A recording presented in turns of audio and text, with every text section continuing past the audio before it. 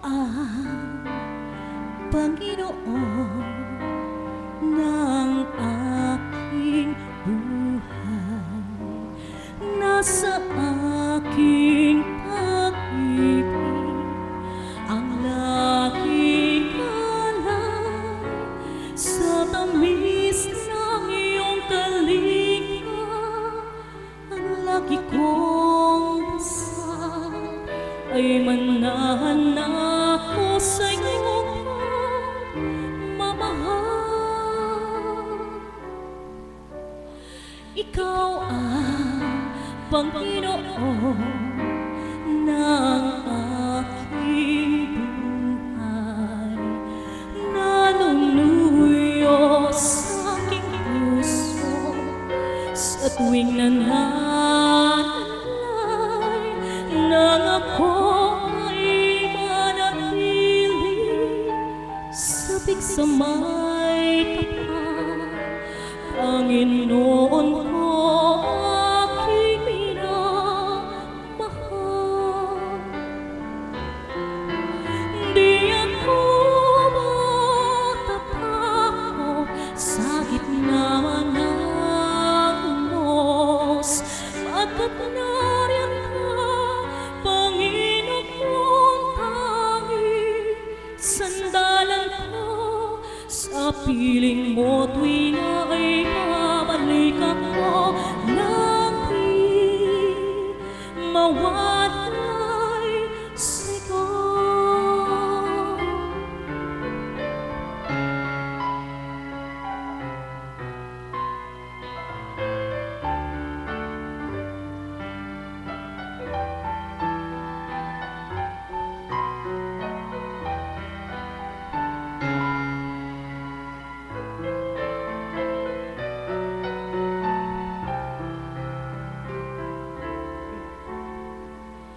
Ikaw ang Panginoon ng aking buhay. Nanunuyo sa aking puso sa tuwing nananalay nang ako ay manatili sa bigsamay kapal. Panginoon ko, aking minamahal. Di ako matatakot sa gitna man ng unos, pagkat nariyan ka, Panginoon kong tanging sandalan ko. Sa piling mo tuwing ay babalik ako nang di mawalay sa'yo. Di ako matatakot sa gitna man ng unos, pagkat nariyan ka, Panginoon kong tanging sandalan ko.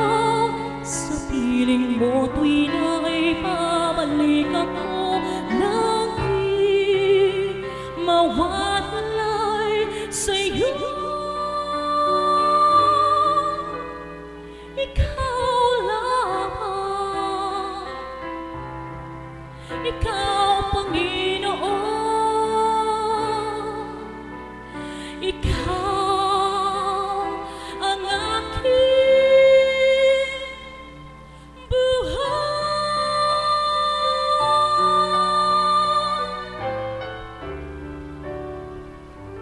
Marami pong salamat. Ang Diyos na nagbibigay buhay po talaga sa ating lahat. Amen po ba? Kaya po purihin at dakilain siya, sapagkat sa tuwin na po ang patnubay at gabay niya hindi nawawalay sa atin. Amen po ba? Marami pong salamat. Tama po ang sabi ng ating kapatid, ang ating Panginoon, siyang nagbibigay buhay sa bawat isa sa atin. Sana po ay huwag na tayong mawalay sa Kanya. At ngayon naman po ang aking pangalawang tatawagin ay ang aking kapatid na hindi ko po alam ang pangalan niyo.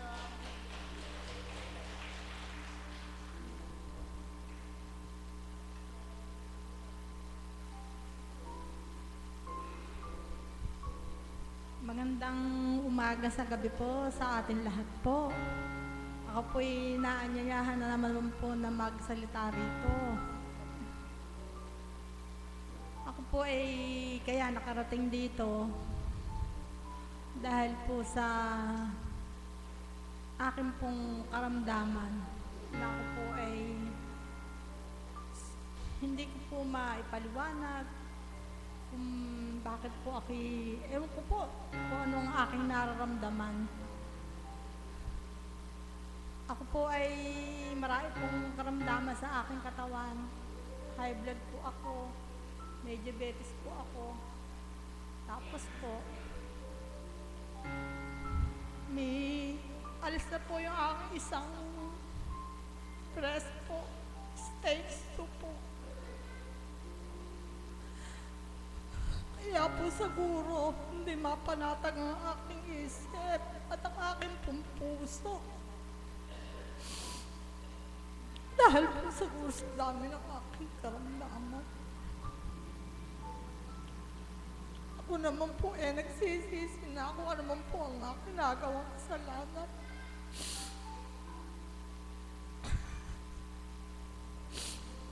Ako po ay nananalig at nananampalataya po sa ating Panginoon na ako po ay pagagalangin niya.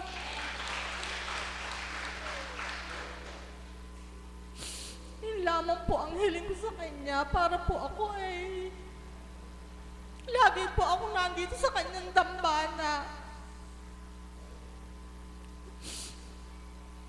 Ang isa po pong hiling ko sa Kanya, sana po ay tutungan pa po niya ng mahaba ang aking buhay.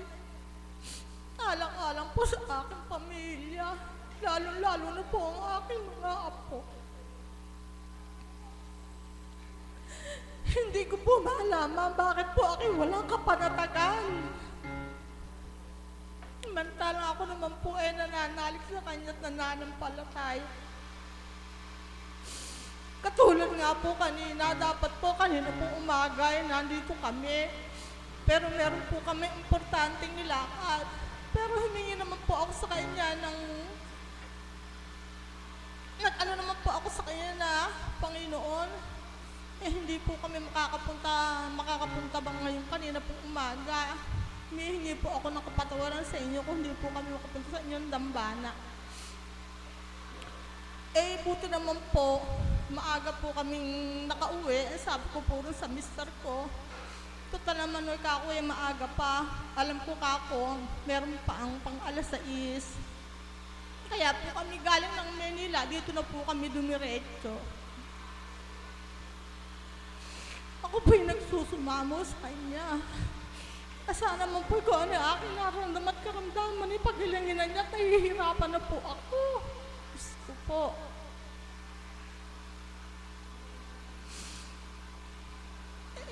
Sa bagay po, magbuhat naman po ako yung punta rito kahit papano, nagaan na po ang aking puso po. Pero kung minsan po, bakit po ganon? Bakit minsan po para pa rin po may sakit akong nararamdaman sa aking puso. Pero pag naman po ako ay nagpupunta rito, bakit po na panatag ang aking kalooban at wala po akong nararamdaman?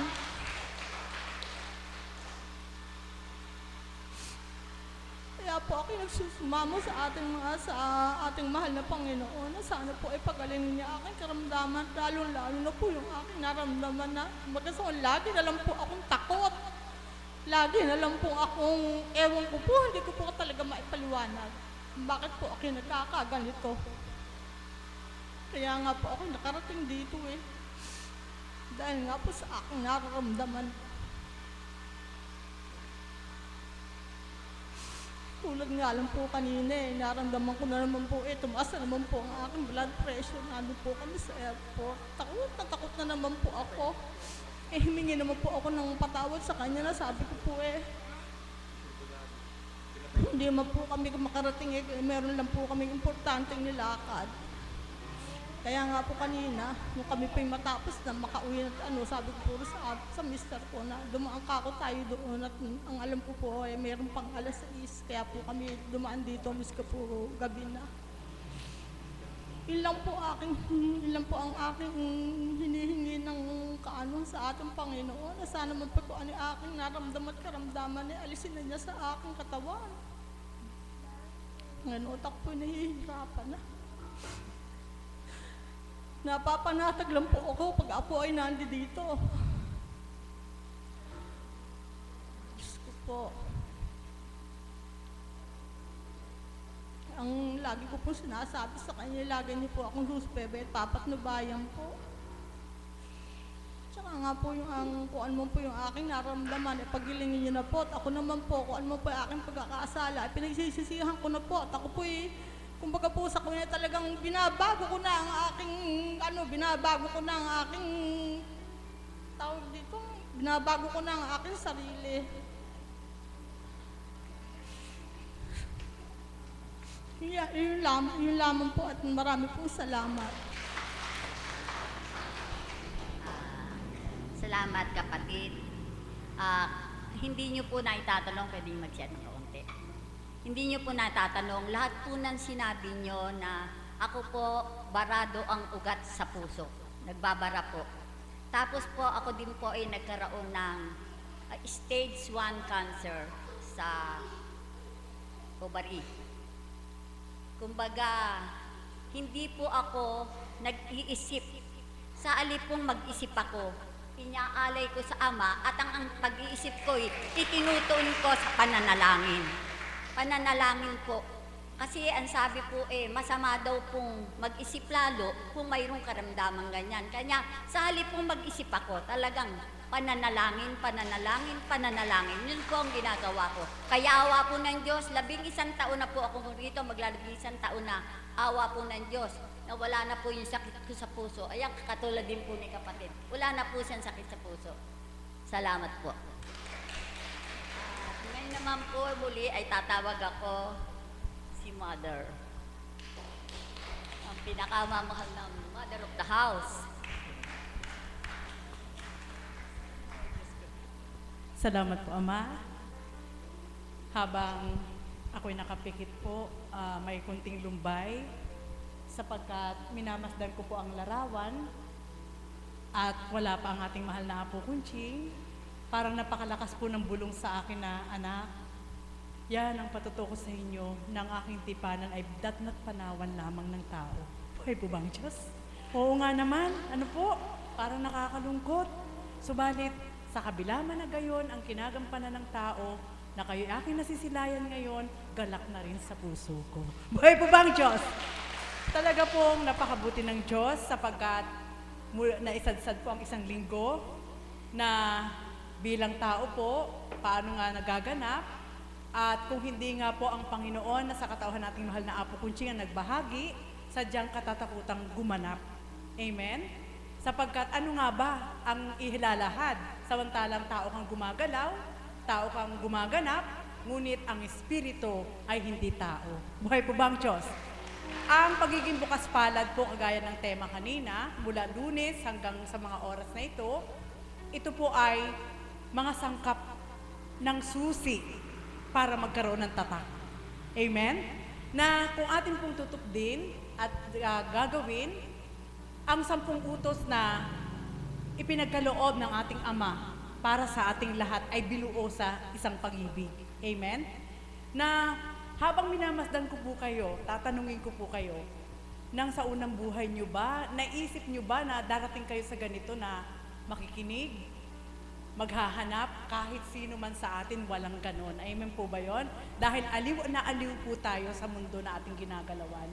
Subalit ang pasubalingan ng ating Panginoon, mapapalad po tayo na sa dakong ito, wala sa hinagap natin may isang taong ginamit ang ating mahal na Apo Kunching na maging siya rin po ay hindi rin niya pinangarap. Ngunit pinangarap ng Diyos para siya gamitin. Buhay po ba ang Diyos? Amen po ba yun? Kaya sa madaling salita po, ano ang nais ilayo ng Ama? Bakit niya pinaaabot ito na ating marinig? Bakit niya minimithi na ito'y ating matutunan? Bakit pinagiging dapat niya na ito'y ating tupdin? Sapagkat nais po niya na maging kagaya niya tayo. Maging kagaya natin siya. Ito isang pamana eh. Pamana na pag-uugali ng ating Ama, ng Kristo, at sa pamamagitan ng Espiritong tumutupad sa ating katawan, hindi yan maglalayo. Amen po ba yun? Kaya kailangan gustuhin ng tao. Amen? Nauunawaan niyo po ba? Sapagkat siguro sa aking pagninilay, kaya po ito pinaaabot ng ating Panginoon, ayaw niyang may tumira sa kanyang kaharian na hindi legitimate na anak niya. Buhay po ba ang Diyos? Opo, syempre nga naman. Titira ka ba doon kung ikaw ay hindi naman totoo sa Kanya? Titira ka ba doon, hindi magiging sukal ka lang doon. Amen? Bibigyan mo pa ng problema si Ama, samantalang ibinigay na sa'yo lahat sa lupa. Amen? Kaya, yun po yung napakalawak na pagninilay upang mithiin po ng lahat na tumupad at sumunod sa Diyos. Amen? Na sabi ko nga, mula Sabado, mula Lunes hanggang ngayon, saan mo yan kukuhaning isip kung hindi ka babahaginan ng Ama? Pagsasawaan ka na makikinig sa'yo pag ulit-ulit mo lang nagagawin. Amen po ba yun? Subalit ang ating Panginoon, alam niya at tarok niya kung ano ang nararapat ilapat sa panlasa na hinahanap nyo. Buhay po ba ang Diyos? Amen po ba yun? Kaya sa bawat araw po, sadya nga pong napakabuti ng Diyos na sa dakong ito, hindi kagaya nung unang panahon, kung nais mong magpakabanal, aakyat ka ng bundok. Kung ano-ano ang iyong gagawin, naglalakad ka lang, walang sasakyan. Ngunit bakit nabatayo ng mga tao nung unang panahon? Sumusunod sila, naglalakad. Samantalang ngayon, moderno na. Ngunit kung kailan naging moderno na napakadaling gawin, maraming hindi sumusunod. Ay, po ba ang Diyos? Eh, po ba yun? Kaya kung mapagninilayan po talaga ito ng lahat, yung lawak na nais ipaabot ng ating Panginoon, siya mismo ang nakakaalam ng plano niya. Kaya ang sino mang kumain ng kanyang hain at sumunod at nakalasa, sigurado makatitira sa kanya. Amen po ba yun? Huwag natin pong sasabihin na hindi tayo makikisama. Makikisama pa rin tayo. Bakit? Sapagkat mahirap pakisamahan yung hindi kaayon mo. Kaya binagiging dapat ng ating Panginoon na sa lupa pa lang ay maging kagaya na niya upang sa takdang panahon makapasok sa Kanya. Buhay po ba ang Diyos? Amen po ba yun? At yun lang po yung layunin. Bakit siya naghabilin? Bakit may ginamit siyang tao? At bakit hanggang sa panahon ng Espiritu'y gumamit pa rin siya ng tao? Yun ang patutuo ng Ama na mahal niya tayo. Amen po ba yun? Patotoo na ang pangako niya mula sa simula ay hindi pa rin kumukupas. Amen po ba yun? Pero alam niyo po ba, pag nilayan niyo ngayon ng mga bata, aliw na aliw sa gadgets. Na ang nakapagtataka ay ito, kung walang magiging kagaya natin na magiging bukas at mulat sa katotohanan, yung mga batang yan sigurado sa impyerno tutungo eh. Amen po ba yun? Ngayon pa lang sasabihin ko po sa inyo, bakit? Wala silang panahon para sa kabutihan. Ang hinahanap nila at sinesearch nila sa YouTube ay ang mga kagaguhan. Amen po ba yun? Yung mga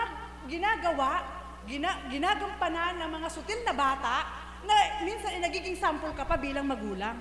Buhay po ba ang Diyos? Amen po ba yun? Kaya ngayon pa lang, pag kaawaan po natin ang mga bata sa kasalukuyan. Kaya tayo po mga magulang na inaralan ng banal na Espiritu sa katauhan ng ating mahal na Apo Kunching, higit po natin pahalagahan ang alituntunin ng Diyos sapagkat sa awat habag ng ating Panginoon, baka sakali sila po ay mapasama rin sa kaharian. Amen po ba yun? Totoo po yun. Nakakapagtaka. Saan man dako yan mag-aral, private man o dyan man sa hindi probadong paaralan, sutil ang mga bata. Amen? Na kung iyong magigisnan talaga, wala nang naniniwala sa wala na. Ano po, samantalang ng araw, tanawin ka lang, so takot ka na sa magulang mo. Amen? So balik ngayon, ikaw pang tatakutin. Amen? Sasabihin sa'yo, kung hindi mo ako bibili, bahala ka. Eh, baliktad. Kaya alam niyo po, pag ganyan ng bata sa akin, sinasagot ko, di ikaw na ako. Buhay po ba ang Diyos? Amen po ba yun? Opo. Sapagkat, sadya nga pong wala nang tugot ang pagsisakripisyo ng mga magulang. Amen? Kaya mga kapatid, halina po kayo. Samahan po natin ang banal na Espiritu na sa katauhan ng ating mahal na Apo Kunching ay huwag itong mabigo. Amen? Sapagkat ang ating Ama, napakabuti, sapagkat hanggang sa mga oras na ito'y patuloy niyang nilalayong ipatid sa atin, anak, ito yung gusto ko para sa iyo. Sapagkat nasilayan ko na sa mundo ng tao, kaya kita inakay, alam kong mapapahamak ka. Kaya ngayong tinawagan kita, huwag ka nang lilinggon pa sa pinagmulan mo. Ako ang harapin mo at ilalagay kita sa piling ko. Buhay po ba ang Diyos? Amen po ba yun? Ang sarap-sarap. Sapagkat kapag ito ang iyong madarama, kahit hindi mo pa siya nakikita, yan nga kanina, pinagmamasdan ko lang, revolto lang eh. Nasabi ko nga, loob ng isang linggo, napakapatag tayo. Ano po? Ang hiling natin at hiling na ating mahal na Apo Kunching, huwag tayong pahatdan ng may mga karamdaman na hindi natin kakayanin. Subalit, yun po'y hiling. Ngunit talaga wala siyang pinadala. Ibig sabihin, nanay, hindi grabe ang karamdaman mo. Sapagkat hindi kami pahatdan ng grabing paramdaman. Buhay po ba ang Diyos? Amen po ba yun? Kaya doon lang po, pagbibigyan po natin ng positibong pag-iisip, ang nais ipahiwatig ng ating Panginoon, hindi po tayo malulumbay. Lahat ng handog po niya, lahat ng nais niyang iparating sa atin ay pamumuhay na relax. Relax. Walang dalahin sa isip, walang dalahin sa puso. Kundi gusto ng Ama, siya lang. Sapagkat hindi pwedeng mahati yan. Amen po ba yan? At kapag nahati yan, ikaw rin magsisisi ka. Buhay po ba ang Diyos? Mga kapatid, napakabuti ng Diyos. Kapag siya ang pinag-uusapan, hindi ka talaga maubusan. Bakit? Sapagkat hindi po siya tumutugot na gumawa. Araw-araw, minu-minuto, ni saglit man, hindi siya tumutugot. Kundi, mayroon talaga siyang iiwanan sa puso mo para lagi kang magsumigaw na buhay siya. Amen po ba yun? Huwag niyong sabihin na wala. Siguro, kapag nasa sanlibutan ka, maaari mo siyang kalimutan. Subalit kapag araw-araw mo siyang nararamdaman, hahanap-hanapin mo kung ano pa ang gusto mong malaman sa Kanya. At alam niyo po bang sekreto? Haba namang hinahanap mo ang kailangan mo para sa Kanya, nagpapakipot man si God kapag gumawa naman siya kay sarap. Buhay po ba ang Diyos? Amen po ba yun? Opo. Talaga pong kaaliw-aliw. Kaaliw-aliw. Sapagkat pinatotohanan lang ng Ama na walang pinagkalooban na tao para malaman kung anong gagawin niya. Siya lang. At yun ang hindi kayang pantayan ng tao. Ngunit ang banal na Espiritu na sa katauhan ng ating mahal na Apo Kunching na ibinahagi po sa ating lahat, tugdin po natin at napakabuti ng Diyos. Sapagkat mayroon po siyang isinasaalang-alang ang katapatan ng ginamit niya at ang katapatan ng susunod sa Kanya, balang araw, lahat ng ito'y makakamtan po natin. Na sabi ko nga, napakapalad natin sapagkat ang lugar ng Pampanga at Bulacan hindi nakakatamasa ng mga dilubyo na kagaya sa ibang lugar. Na kanina lang, nagkaroon ng lindol, 6.7 sa Surigao. Opo, napakarami. Sandaan na po yung patay, ang daming na, pati ang airport nila, ipanalangin natin. Na sabi ko nga, bakit kaya pinatutupad ng Ama ang lahat ng ito? Bakit niya pinahintulutan? Sapagkat yan ay isang kaparaanan ng pagising ng ating Panginoon. Pinasisilay sa ating mga bukas ang mga nagaganap sa mundo upang wag na tayong tumalikod pa sa Kanya. Sapagkat walang maaari maging kakampi ang sinuman na tao. Ang tao, pagkakampi mo, mamamatay rin yan, kagaya mo. Ngunit ang Diyos, pag siya ang kakampi mo, hindi mo man siya nakikita, mamatay ka man, mayroon ka pa rin pupuntahan. Buhay po ba ang Diyos? Kaya, sana po, nawa po, sa Tuwina, napakasarap po makipagtipan sa Diyos. Sapagkat, mararamdaman mo, kagaya nga lang po, yung ulitin ko muli, datnan panawan lamang ako ng tao, parang nakakaiyak. Di ba? Parang ginagawa lamang panakipbutas ng tao ang Diyos. Na kapag sila'y nasa maluwag na kalagayan, enjoy muna ako. Ngunit, hindi pa rin nagdidiman si God. Ganun siya kabait, hindi pa rin siya nagdidiman. Patuloy at patuloy siya naghihintay pa rin sa mga anak niya hanggang ang mga anak niya ay makadama. Ngunit, lagi po nating tatandaan, ang lahat ay may hangganan. Buhay po bang Diyos?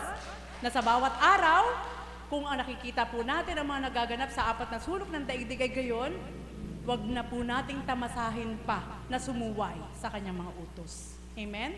Sapagkat ang benepisyo nito kung paano ang pagiging isang bukas palad, bukas sa lahat, ang benepisyo nito ang Diyos, ang mga ngalaga sa iyo. Kahit saan ka man dako naroroon. Nasabi ko nga kanina, pinag-uusapan namin nila Tita Belia, wala nang bakas na makikita. Na sa karanasan, bilang isang natural na tao, sabi ko nga, hindi pa rin mawala sa isip ko na magbalik tanaw, nakasuot ako ng panyapak na hindi magkaparehas ng mga panahon na yon. Totoo po yun, na naglalakad ako sa daan, hindi parehas ang aking pangyapak. At ngayon na nasisilayan ko na wala ka mang hawak, sa isang iglap kaya kang bigyan ng Diyos para bumili. Amen po ba yon? Wala nang bakas. Kaya yung mga ganapan na yan, na pinababalik tanaw ng ating Panginoon, ay nagsusumidhi sa puso ko para lalong wag humiwalay sa Kanya.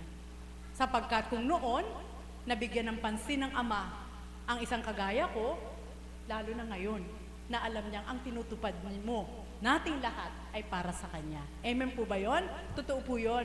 At sabi ko nga, nagbabalik tanaw ako, nakitira po ako sa isang kaibigan, na siya po ay waitress po noon, na matangkad po siya, na sabi nga ni kapatid na Pearl, huwag kang makiayon doon, baka mapahamak ka. Subalit ang sagot ko, wala akong matirahan nung time na yon. At alam mo kung saan lang ako, isang maliit na kwarto lang sa Manila, makikita mo na talaga pong isang kama lang ang pwedeng kumasya kung may asawa siya. Amen po ba? Yun sila lang dalawa. So, ibig sabihin, naranasan ko matulog sa lapag. Amen? Kaya, kapag nababalik tanaw ko yan, wala nang bakas, sapagkat kung noon ay mayroong damdamin sa puso mo na, bakit kaya ganito naging kapalaran ko? Yun pala, mas alam ng Diyos ang plano, na yun pala ay isang kaparaanan lang niya upang ipadama niya sa akin ngayon na mula sa simula, nakagabay na pala siya. Buhay po ba ang Diyos?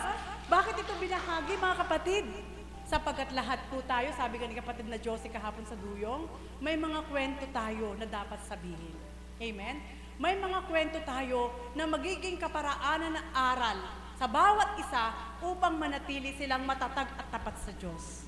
Amen? At nang dumating nga po yung punto na hindi ko na ibahagi kanina, yung pagiging bukas palad, dumating po ako sa punto na nagsisinungaling ako para lang makatulog. Hindi ko po ito inaangat. Nung time po kasi na mayroon po kami maliit na pwesto sa bayan, lagi po ako ina-update ni kapatid na Pearl sa benta. Ito po sasabihin ko, ina-update po niya ako. May benta ka ba ngayon? Siyempre hindi ko po masabi na meron. Ang lagi ko sinasabi, wala. Kasi nga, naunahan na po na may lalapit sa'yo na balayan ka kami pagkain, yung mga anak ko, kaganito. Hindi ko lang masabi din doon na ako rin wala akong makain. Buhay po ba ang Diyos? Ano po? Ngunit andun yung pagpipigil sa sarili mo sapagkat kung mamasdan mo, mas okay naman yung kalagayan mo kaysa sa Kanya. So, syempre po, pag wala ka pang benta, dadalangin ka, Ama, gabi na, bigyan mo naman ako ng benta. Alam mo naman kung kanino ko ito gagawin, dadalhin. Siyempre, sa isip mo, sigurado mag-o-audit yun. Pag may nawala dun sa tindahan, magtatanong siya. Kasi hindi na po siya pumupunta. Ay ako po, di umaabot ako hanggang alas 9, wala pa rin. Hindi umaalis po yung humingi ng tulong. Ano po, kwento po ito. Siyempre, pag ba makaawan mo ang Diyos, mabibigyan ka. Hanggang binigyan ka, bibili mo kung anong kailangan. Uuwi ako lulugo-lugo. Sabi niya, bakit malungkot ka? Wala akong benta. Bakit po ba ang Diyos? Huwag niyo pong gagawin yun. Akala ko po kasi, masarap yung tumulong ng gano'n na nagsisinungaling ka. Hindi po pala pwede yun. Sa panahon ngayon, kailangan magsabi ka ng totoo upang hindi lang ikaw ang gumawa, kundi maging ang kasama mo ay matulungan ka. Buhay po ba ang Diyos? Ganun po ginagawa. Siyempre po hindi bukas, hindi masyadong, kumbaga, bakit kailangan kulang, ganun po, kwento lang po ito, hindi pagmamalaki. Sapagkat dumating po yun sa akin, na lagi pong pag naabutan po niya na andun sila lahat, ano na naman ang ginagawa nila dyan? Sabi ko, hayaan mo na lang. Sabi niya, kaya nga wala kang benta araw-araw dahil naka-standby sila, ginagawa standby, ano po, ganyan. Ganyan na sa kapatid na Pearl. Ito po ay daan lang ng kwento. Subalit purihin ng Ama, sapagkat kung noon man po ay isang pagsisinungaling ang sabihin na wala kang benta, at binigay mo naman sa kapwa mo, may rating pa rin kay God yun. Amen po ba yun? Na talagang mararamdaman mo na hindi ka naman niya pinabayaan sa kabila ng lahat. Hanggang itinakda na nga po na naakay kami sa dakong ito at pinasasalamatan ko po ang Ama sapagkat ang lahat ng isinuko ay hindi po nalugi. Hindi naman po nalugi. Although wala pong trabaho ngayon, naririto pa rin po, naglilingkod sa ating Panginoon, punong-puno po siya ng pagpapala at biyaya, hindi man sa material, kundi binubusog niya ang puso mo para makatupad ka sa Kanya. Buhay po bang Diyos?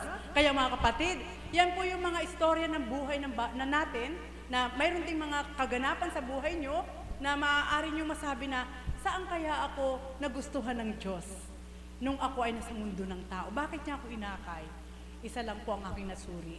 Alam ng Diyos na mapapahamak ako sa mundo ng tao. Sabi siguro ni God, it's over. Halika na anak. Mapapahamak ka. Ayoko nang mapahamak ka pa. Sapagkat kapag ikaw ay gumawa pa ng kapahamakan, hindi na kita matutulungan. Amen po ba yun? Opo, napakatindi. Kaya mga kapatid, ito po yung iiwanan ko sa inyo. Takda, napapanahon, at sa panahon ng Espiritu, may pastol po tayo na nakikita natin, ang ating mahal na Apo Kunching. May pastol po tayo na nakakausap natin sa pamamagitan ng Espiritu na ginagamit siya. Mayroon pong nangangalaga sa atin at magme-maintain kung paano tayo magiging malapit sa Diyos sa pamamagitan ng mga aral. So sa madaling salita po, huwag na po tayong magpatumpik-tumpik pang sumunod sa ating Panginoon. Huwag tayong magpabukas-bukas pa sapagkat hindi tayo ang may hawak ng panahon. Hindi rin tayo ang may hawak ng oras. Ang oras at araw at buwan, paulit-ulit lang yan sa bawat taon. Ngunit ang taon, kapag ito'y lumipas, walang nakakaalam kung anong magaganap sa iyo. Buhay po ba ang Diyos? Kaya halina po, wala sa bata, wala sa matanda, takda ang lahat.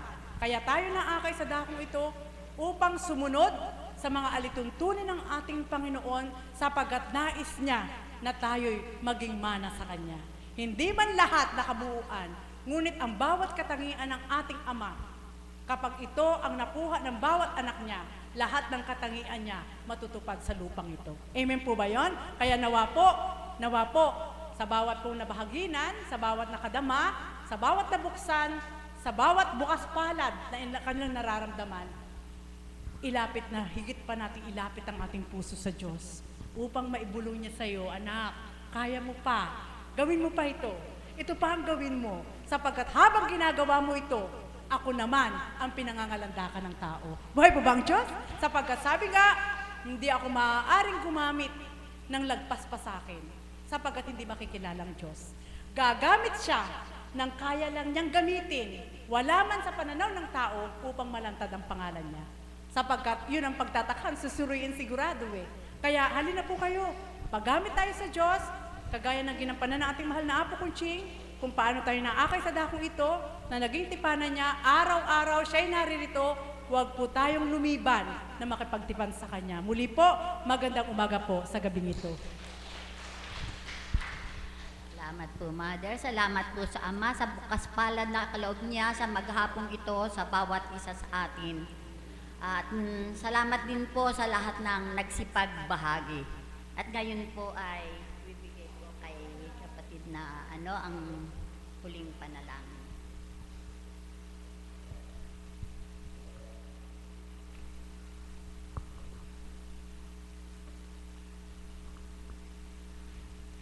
Inaanyayahan po ang lahat na magsiluhod.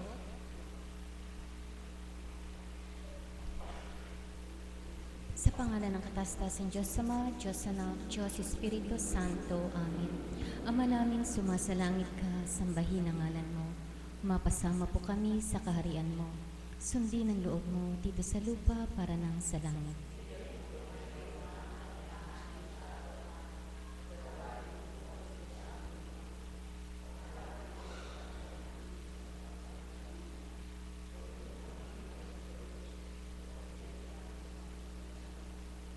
Aba, Santa Maria, napupuno ka ng grasya.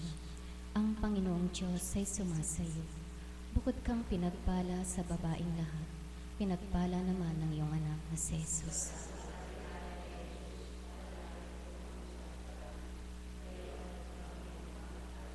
Luwalhati sa Diyos Ama, Diyos Anak, Diyos Espiritu Santo.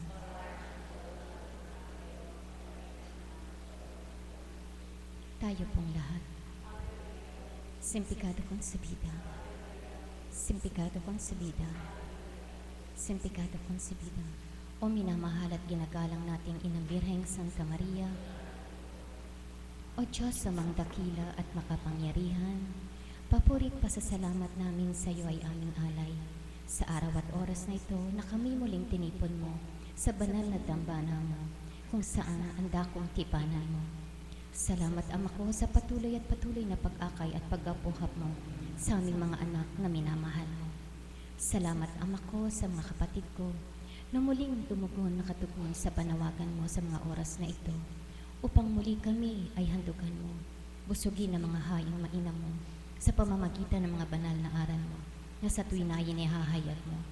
Salamat Ama ko sa mga kapatid na ginamit mo sa araw na ito, nasidlan mo ng karunungan na mula sa iyo, upang kung ano ang nasa mo ay maihayag mo totoo, maibahagi mo sa mga anak na minamahal mo. Salamat Ama ko sa pagpapadama mo, sa patnubay at gabay mo, sa lahat ng kaganapan sa araw na ito. Salamat Ama ko sa isang linggong sinadsad mo, bagamat wala ang taong kinalugdan mo bilang mahal na apukuntsing ito. Patunay lamang na buhay kang totoo, ang Espiritong Banal di nawawalay sa dakong ito. Patuloy na patnubay at gabay mo, ibinibigay mo sa mga anak mo na nagsusumakit at nagmimithi na sa tuwin ay makatupad at makatalima ng ayon sa kalooban mo. Salamat Ama ko sa lahat-lahat ng biyaya at pagpapala mo, sa aming mga pangangailangan, sa aming mga kakulangan na ikaw nagbibigay ng kapunuan. Salamat Ama ko, purihin kang totoo. Sa patuloy nagpapadama mo, Espiritong Banal, kailan may di iniiwan mo ang mga anak na minamahal mo. Ama, sa sandaling ito, bagamat iilan lamang kaming mga anak mo, nakatugon sa panawagan mo sa mga oras na ito, subalit batid namin Ama ko, na nalulugod kang totoo, pagkat nasisilayan mo kung paano ang mga anak mo sa iyo ay nakakadama tumatanggap na totoo. Ama, naririto ang mga anak mo, hindi ka man namin nasisilayang totoo, subalit ikaw ay nasisilayan mo kami, naririnig mo kami, hindi man tuwirang sa mga labi namin ay lumuwalang aming panambitan. Isip puso namin, ikaw ang nakalilirik na tuwiran, ikaw ang nakababatid ng aming panambitan, ikaw ang nakababatid kung ano ang dapat at marapat para sa mga anak mo na ngayon ay naririto. Ama, pagmasdan mo kami, naririto ang mga anak mo, damihin mo ang aming puso. Damihin mo ang aming kalooban. Kung anong ipinaninikluhod, kayo na po ang bahala, Ama. Inilalaga ko sa iyo. Batid mo ang sino mga may karamdaman sa sandaling ito. Ganap na ipara mo ang takot at pag-aalala ng mga anak mo. Kundi ang iyong banal na Espiritu ang maramdamang totoo, upang ang payapa at patag na isip at kalooban ang siyang naming kamtin o dakilang Ama ko. Ama, kaming mga anak mo na inakay sa sandaling ito, naway kami pakabasbasan mo, pagharian mo totoo. Kung ano ang binahagi mo ay makamta namin ito, maiti mo sa aming puso't kaisipan upang di nasayang ang bawat pag-aalay mo. Narito kami, Ama ko, nawa sa aming paglisan sa dakong ito, upang umuwi sa aming mga tahanan, pagharian mo kaming totoo. Basbasan mo ang aming daraanan, ilayo sa anumang kapahamakan, makarating sa aming tahanan ng maluwalhati at may kapayapaan, at tuwirang kagalakan ay aming makamtan. Ama, naririto kami mga anak mo. Naway pagharian mo kaming totoo. Ikaw ang maramdaman namin, Ama ko. Sa puso't isip namin, ikaw ang manguna at maghaharing totoo.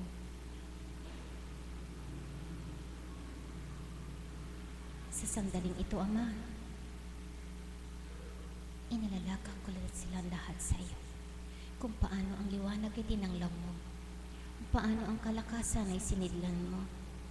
Nawa kung ano ang nakamta namin sa dakong ito, maibahagi namin din sa iba ito, pagkat ang yan ang layon mo sa mga anak na minamahal mo. Ang lahat ng papurit, pasasalamat at aming pangnambitan sa iyo ay nilalagak namin tuwiran sa pangalan na yung buktong na anak, aming Heso Kristo, sa liwanag at kapangyarihan ng iyong banal na Espiritu, sa pagkandili ng mahal na Inang Birheng Santa Maria, at sa pangalan ng aming mahal na Apo Conching. Amen. Sa pangalan ng kataas-taasan Diyos Ama, Diyos Anak, Diyos Espiritu Santo. Amen.